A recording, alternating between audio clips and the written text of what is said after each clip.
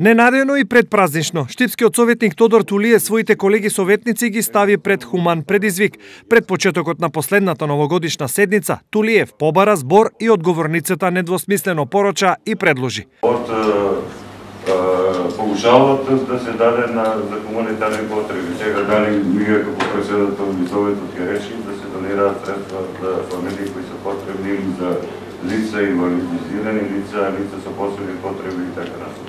Треба да се иземат советниците. Јас не знам кој е вработен, кој е невработен. Значи, оние советници кои примаат само паушал, да ги изоставиме од ова, а другите кои имаме дополнително прима и кои се вработени, можеме да оделиме 50% средства. Сепак, не сите во Штипскиот совет се во хуманата и човечка сфера.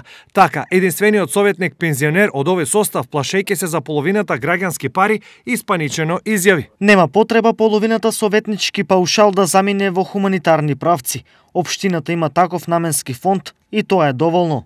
Несомнено, во истиот момент оваа кратка констатација во сите бои ја покажа сликата за човекот кој ја кажа, па барајќи некаков компромис помеѓу политика, алчност и хуманост, председавачот на Штипскиот совет Јане Миланов предложи. Предлогот е дека станува збор за гест за чин кој што е личен.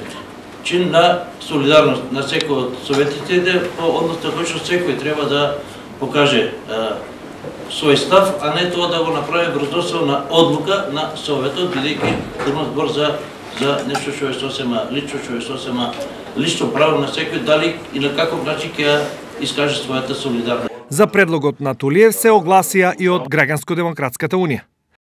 Ја изразуваме нашата поддршка за идејата на општинскиот советник господинот Тулиев.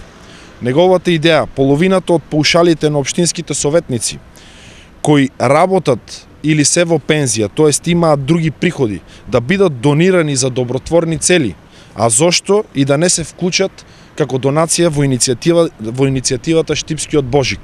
Го охрабруваме господинот Тулиев да излезе јавно пред штипската јавност, да ја елаборира својата идеја и да аргументира кои од општинските советници кои што имаат и други приходи надвор од паушалот, тоест земаат плата или земаат пензија, се спротивставиле на оваа идеја. Нека штипската јавност и целиот регион знаат какви себични, арогантни и сребролюбиви општински избранници сме избрали на претходните избори. Секако, во иднина, советниците по овој предлог ќе постапуваат според своје убедување и совест, но ќе биде добро барем од време на време да се сетат на некого. Со сигурност знаеме дека такви советници во Штипскиот совет има.